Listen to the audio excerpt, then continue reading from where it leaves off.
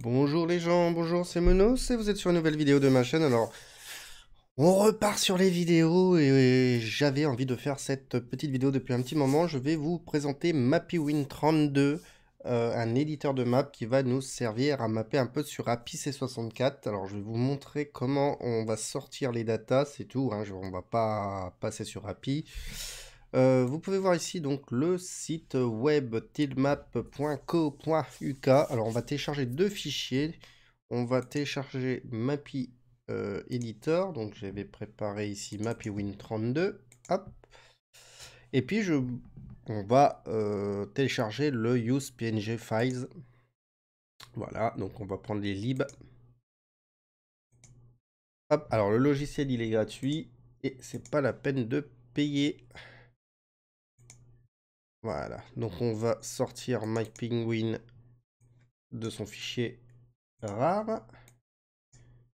Et la lib, les deux libs là-dedans, on va les foutre,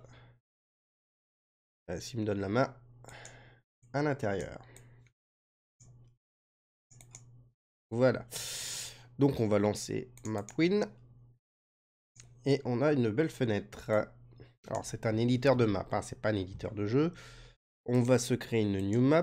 Par exemple, ici c'est la taille d'un tiles.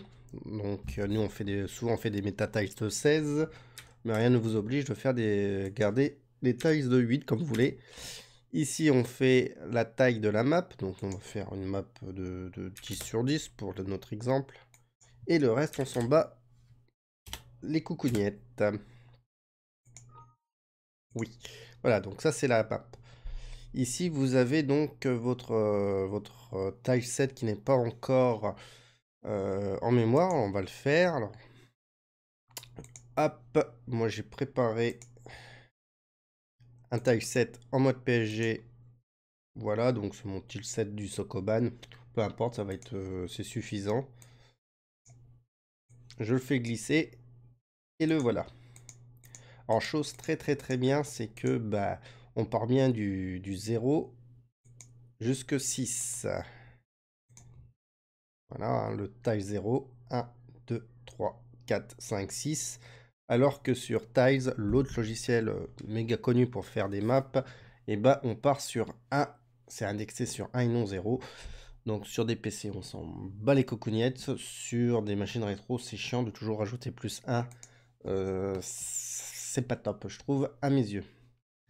Ensuite, on n'a plus qu'à mapper. Donc, par exemple, admettons, je vais faire mon niveau, hein, des grilles, hein, par exemple. Crac.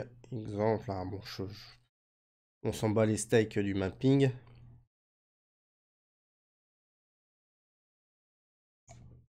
On fait par exemple.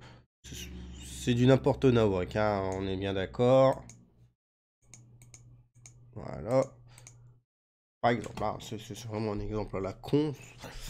Et maintenant, il va falloir récupérer les datas. Alors, vous pouvez voir ici, on a la position de la souris en case. Et on a le numéro de bloc. Donc, bloc 2, bloc 5, etc. Donc, si vous travaillez en MetaTiles, bah, dans votre programme, il faut bien sûr remettre les 4 bons blocs. Si vous travaillez en tiles de 8x8, donc de native, bon, bah, chaque bloc, c'est un pattern, le numéro du pattern qui ira dans le screen memory. Voilà. Après, là, c'est à vous de vous organiser. Pour la sauvegarde, pour récupérer donc le pattern, déjà, il faut obligatoirement sauvegarder au moins une fois votre map, par exemple. Voilà, on va faire par exemple test. Voilà. Et on va faire juste un export as text.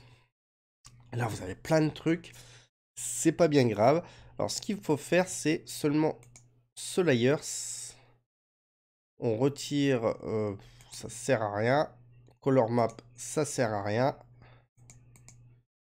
Ça, c'est le nom de votre tableau que constante short ou constante chat. Vous mettez ce que vous voulez en fonction de ce que vous voulez faire. On dégage ça et soit vous restez en tableau en 2 dimensions, ce qui est totalement pourri. Le mieux, c'est en tableau en 1 dimension. Alors pour recalculer, c'est toujours la même formule que je vous donne depuis le départ.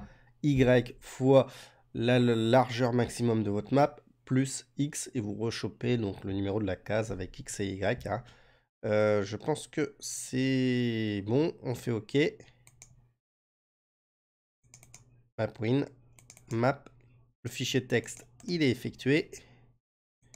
On va aller le voir ici, et vous avez votre tableau avec tout simplement les numéros de taille, ce qui vous convient, les numéros des blocs.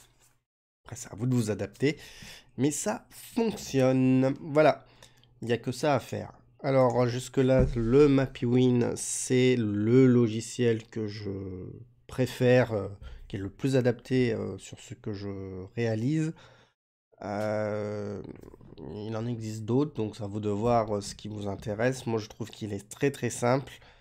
Il n'y a pas d'option à gogo à droite et à gauche. Il y a quelques options à les farfouiller. Il est possible de faire des scripts en Lua dans les customs. Il y a pas mal de scripts. Vous pouvez donc scripter en Lua. Et puis voilà, vous pouvez faire des layers. Vous pouvez. Il y a des petites choses, d'autres options là-dedans à mettre qui peuvent s'afficher dans votre fichier texte. Mais ça, c'est honnêtement, c'est bien quand vous êtes sur de la programmation PC, peut-être pas dans du rétro ou comme le Commodore. Bref, voilà, une petite vidéo qui me tenait à cœur de vous présenter ça, un bon outil pour API C64. Gros bisous et une prochaine fois sur ma chaîne. Bye bye. Bisous.